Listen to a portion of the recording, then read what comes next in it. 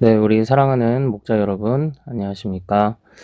네, 지난주에 제가 그 자료를, 나눈 자료를 좀 드리지 못해서 죄송합니다. 이제 저 자신도 조금 정리가 계속 안 돼서 또 그러다가 보니까 장례식도 치르고 갑자기 정신없는 일이 막 몰리니까 네, 제가 마무리를 못 지었습니다. 죄송합니다. 오늘 같이 나눌 그 주기도문에 관한 부분도 목장 모임을 위해서 나누는 것보다는 주기도문을 좀 이해할 때 도움이 될 만한 부분을 좀 정리를 했어요. 먼저 그 주기도문은 잘 보시면 먼저 이렇게 또 마태복음 6장에서 나타나고요. 그리고 또 누가복음 11장에서 이렇게 나타납니다. 그런데 두 곳에서 나타나는데 성격이 조금 달라요. 그래서 어쨌든 두 군데에서 기록되어 있는데 먼저 네, 오늘은 주로 마태복음을 가지고 설명을 할 거라 우선 누가복음부터 보죠. 누가복음에서는 우리가 지난주에 배운 것처럼 예수님에게 제자들이 요청하죠. 제자 중 하나가 여짜오되 주여 요한이 자기 제자에게 기도를 가르친 것 같이 우리에게도 가르쳐 주옵소서 이렇게 돼 있죠. 네. 그런데 이 당시에는 그 각 종파마다 기도문이 있었어요. 그러니까 뭐 바리새파 있었죠. 또 뭐 사두개인 뭐 이런 그 나름 그 자기들 학파가 있었죠. 그들마다 이제 다 기도문이 서로 다른 기도문이 있었습니다. 그런데 그 기도문에는 아마 자기들의 정체성을 담았을 겁니다. 자기들의 비전을 담았고요. 그래서 지금 이 대목에서는 예수님의 제자가 세례 요한에게도 세례 요한의 제자들이 항상 그 요한의 그 가르침과 비전을 따라서 아마 그 기도하는 기도문이 있었을 거고요. 이제 예수님의 그 제자들도 예수님, 우리는 이제는 어떤 것을 향해서 나아가는 그룹입니까? 나아가는 학파입니까? 우리 조직은, 우리 모임은 그 각 학교마다 이제 뭐, 그쵸. 교훈이 있는 것처럼 우리의 교훈은 무엇입니까? 이제 이걸 물어본 겁니다. 그때에 바로 주기도문을 가르쳐 주셨어요. 그래서 이 주기도문은 네, 예수를 따르는 자들의 비전입니다. 예수님의 비전이기도 하고 예수를 따르는 자들의 비전을 알려주는 것이 누가복음에서 소개하고 있는 주기도문입니다. 그런데 마태복음으로 올게요. 마태복음으로 오면 마태복음에서는요, 재밌는 구도가 나타나요. 여기서 보면 그 사람에게 보이려고 그들 앞에서 너희 의를 행하지 않도록 주의하라 이 말씀을 주시죠. 그리고 나서 하늘에 계신 너희 아버지께 상을 받지 못한다. 그러니까 즉 여기서는 사람 앞에서냐 하나님 앞에서냐 사람들의 평판을 위해서냐 하나님의 상급을 위해서냐 마태복음 6장에서는 이런 구도를 계속 대비하고 있습니다. 그래서 사람들 앞에서 사람들의 평판만을 따라가려는 사람들을 뭐라고 얘기하냐면 외식하는 자라고 이야기를 해요. 외식하는 자. 그리고 하나님 앞에서와 하나님의 상급을 따라가는 자를 참으로 주님을 따라가는 이제 그리스도인이라고 보는 거죠. 성도.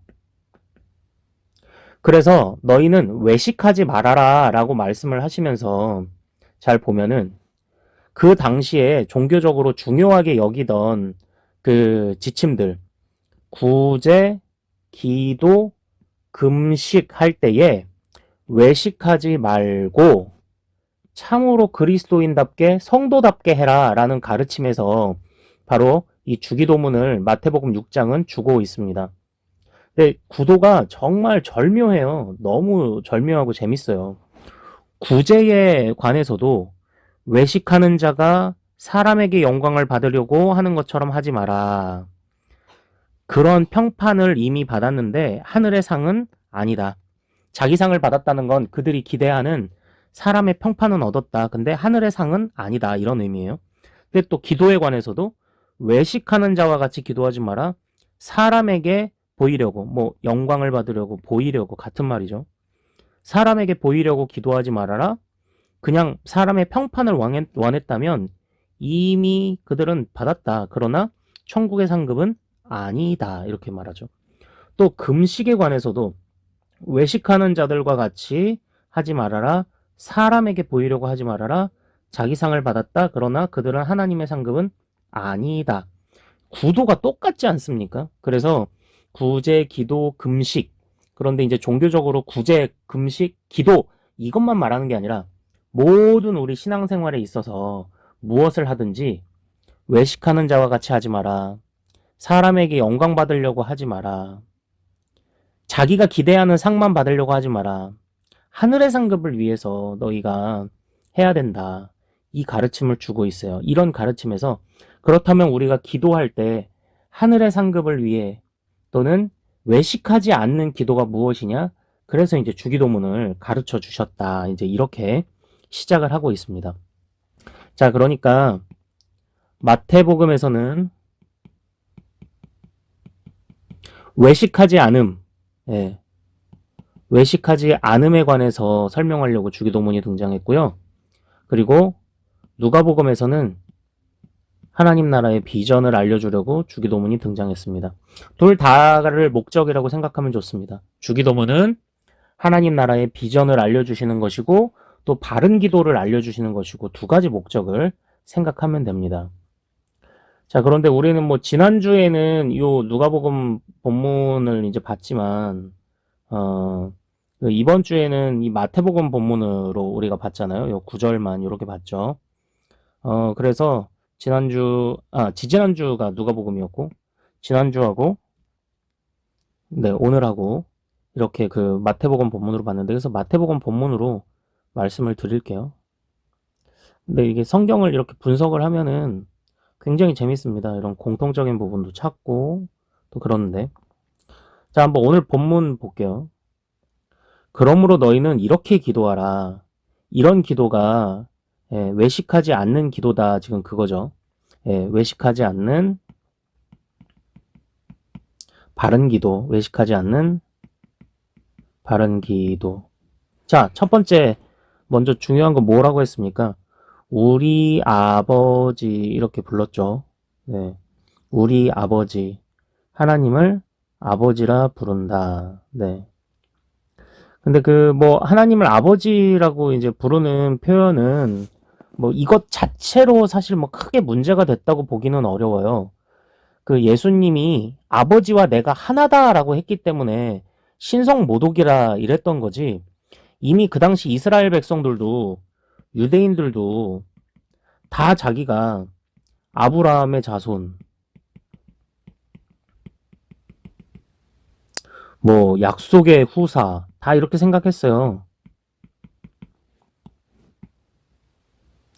그래서 하나님의 자녀, 택함받은 백성이라고 다 생각했습니다. 그래서 우리 아버지여, 내 아버지여 이렇게 부르는 건 당연한데 그런데 어쨌든 이 의미를 좀 새롭게 생각을 해보면 우리 아버지, 뭐 쉽게 생각하는 거죠. 멀리 계신, 아유 죄송합니다.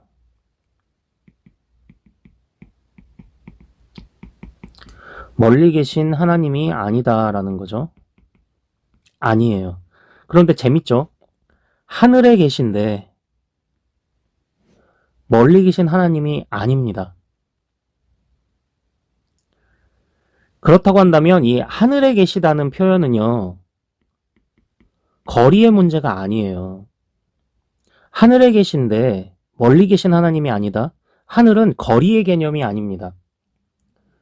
그래서 제가 마태복음에서 이 하늘이라는 단어, 여기 보면 하늘이라는 단어가 우라노스라고 하는데 이 하늘이라는 단어가 어떤 그 자료에서는 81번, 어떤 자료에서는 82회가 마태복음에서 쓰였다고 이야기를 하는데 제가 오늘 이제 그 6장 9절의 본문 앞에 나오는 하늘이라는 의미들을 일단 찾아봤는데 제일 먼저 나온 게 회개하라 천국이 가까웠느니라. 아, 하늘은 천국을 의미하는 거였구나. 여기서 요 하늘, 천. 네. 그 하나님의 나라, 하늘나라 할 때 그래서 국자와 더불어서 요 하늘. 아, 하늘나라, 하늘은 하나님의 어떤 그 왕국이구나. 근데 이제 다스리시는 어떤 그 영역을 말하는 거구나. 또는 그냥 그 자체로 다스리심을 말하는 거구나. 이렇게 알 수 있고요. 또 예수께서 세례 받으실 때에 하늘이 열렸다. 하늘이 열리고 성령이 비둘기같이 내려왔다. 그래서 하늘이라는 것은 그 말할 수 없는 어떤 그 놀라운 그 복, 복이 내려오는 곳. 그러니까 그거 같아요. 그 하늘의 상급을 쌓아두라 이제 이런 표현이 있는 것처럼 하나님의 어떤 그 복이 이게 머무는 곳, 뭐 그렇게도 생각해 볼 수 있고요. 또 하늘로서 소리가 나서 내 사랑하는 아들이요 내 기뻐하는 자라 이렇게 하신 거 봤을 때 여기서의 하늘은 그냥 그 하나님의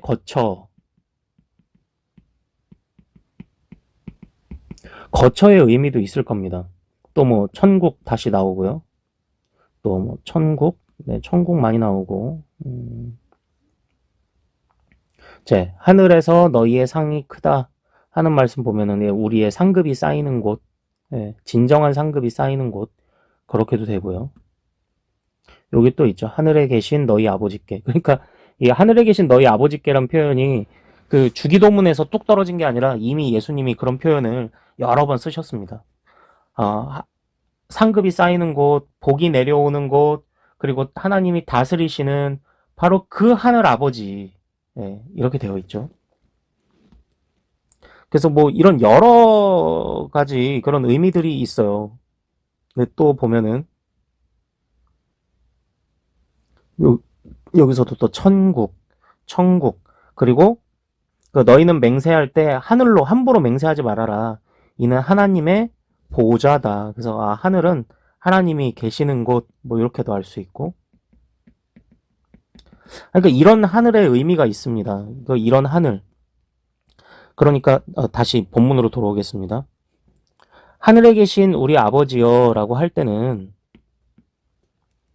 하늘에 계신 우리 아버지여라고 할 때는 이게 단순히 멀리 떨어진 거리의 문제가 아니에요. 진짜 말 그대로 저 하늘 꼭대기 어떤 이런 문제가 아니라 그 온 땅을 다스리시는 하나님의 능력, 초월하신 하나님, 그리고 상급을 내리시는 하나님. 그러니까 주관자라는 표현이 주관자, 초월자의 의미가 이 안에 있지 않습니까? 참으로 이 세상을 주관하시는 하나님, 그런데 그 하나님이 우리 아버지이십니다. 이걸 고백하는 거죠. 멀리 계신 하나님이 아니다. 이렇게 위대하신 분은 우리가 감히 만날 수 없는 하나님이 아니라 만날 수 있는 하나님, 멀리 계신 하나님이 아니다. 그분은 주관자이시며 초월자이시지만 어떻게 해요? 우리의 가까이 계신 하나님이시다. 이런 의미를 담고 있습니다. 일단 조금 지워볼게요. 하늘에 계신 하나님, 초월하신 하나님, 다시요. 하늘에 계신 하나님, 그분은 초월자이십니다. 절대자이십니다. 근데 가까이 계시는 하나님입니다. 우리 아버지니까요.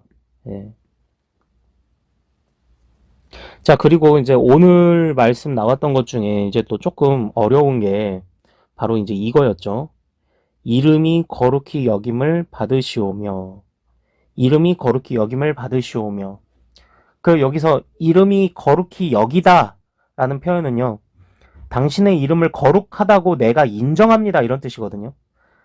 당신의 이름을 거룩하다고 내가 인정하는 것을 받으소서, 그런 의미입니다.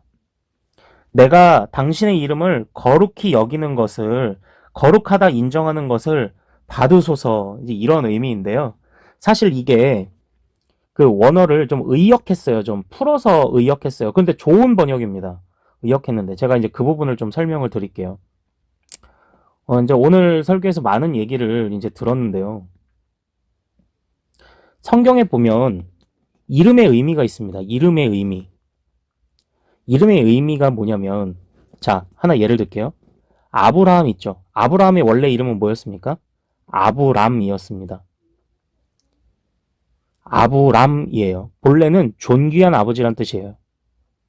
그런데 하나님이 열국의 아버지로 이름을 바꾸셨죠. 아브라함, 열국의 아버지.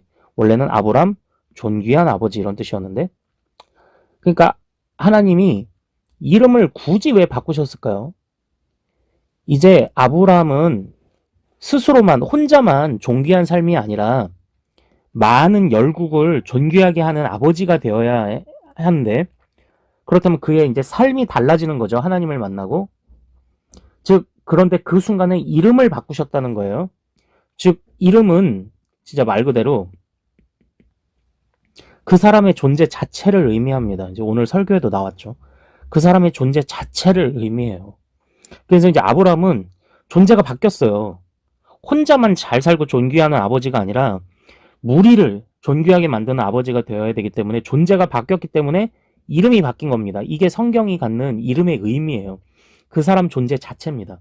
그래서 예를 들어 에베소서에 보면 하늘과 땅에 있는 각 족속에게 이름을 주신 아버지, 하나님이 진짜 말 그대로 네임만 주셨나요? 아닙니다. 이거는 하늘과 땅에 있는 모든 존재를 창조하셨다는 의미, 주인이시라는 의미도 되는 겁니다. 즉 이름은 그 사람의 존재예요. 존재. 하나님이 이름을 주셨다고 하면은 하나님이 그를 지으셨다는 겁니다. 그런 의미예요.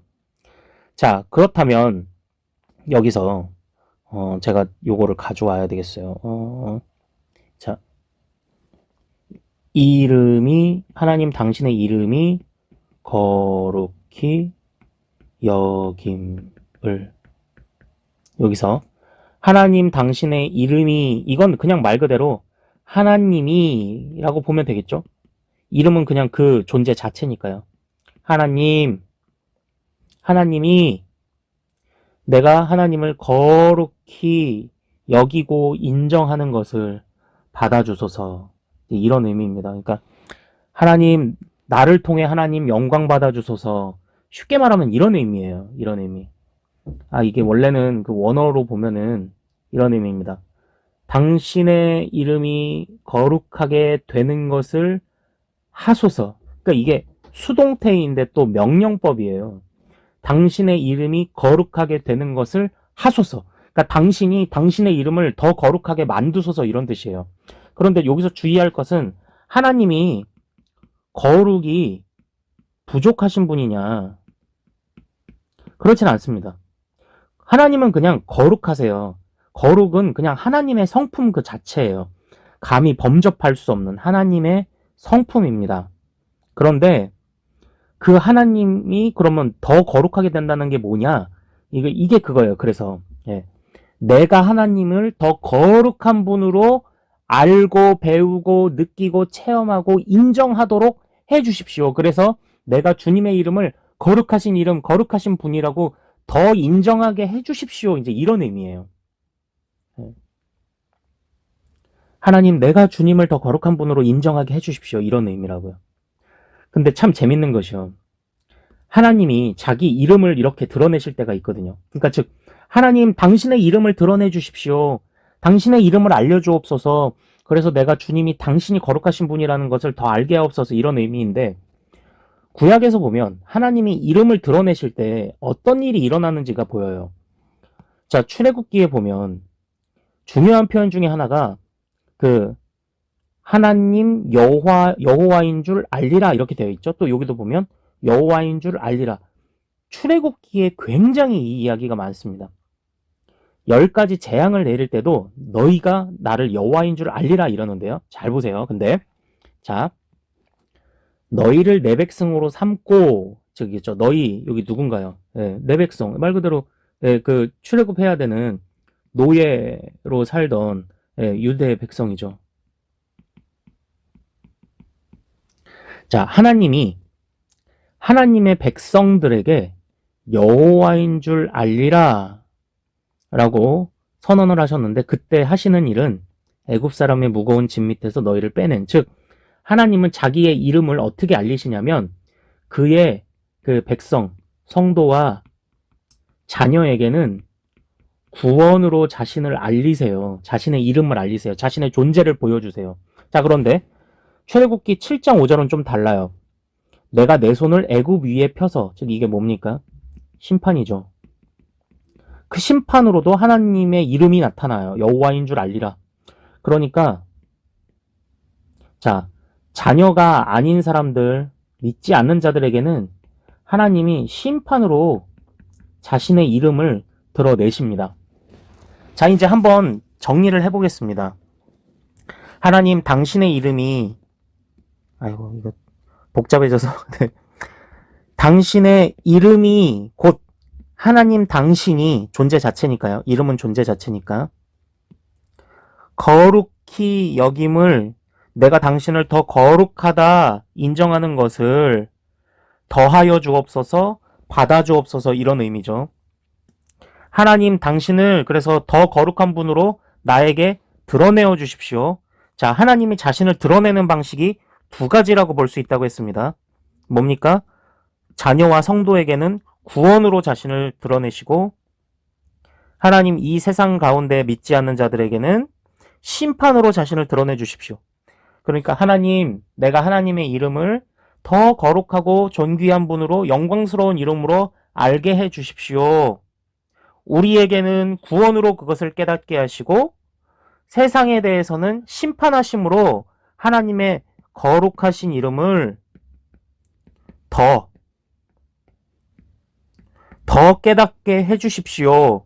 이런 의미가 담겨 있어요. 하나님의 이름이 점점 더 유명해지기를 원합니다. 하나님의 이름이 나에게 더 깊이 새겨지기를 원합니다. 그때에 우리에게는 구원이, 세상을 향해서는 심판이 선언될 것입니다. 이런 의미까지 포함되고 있는 것을 우리가 생각을 해볼 수 있습니다. 네, 뭐 더 사실 많은데 벌써 시간 많이 지나서 하늘에 계신, 정리할게요. 하늘에 계신 우리 아버지, 초월자이신데 우리 아버지, 당신은 가까이 계신 아버지이십니다.